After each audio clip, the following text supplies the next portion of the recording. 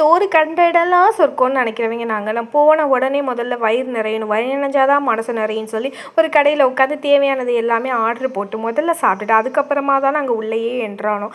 என்ட்ரானதுக்கப்புறம் பார்த்தா ரொம்ப சந்தோஷம், என்னால் பிடிக்கவே முடியல அப்படின்ற மாதிரி.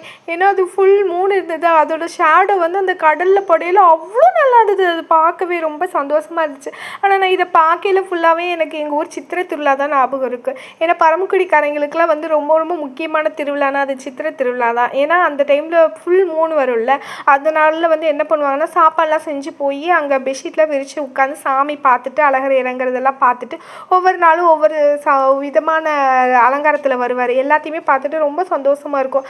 அதுதான் ஞாபகம் வந்துச்சு.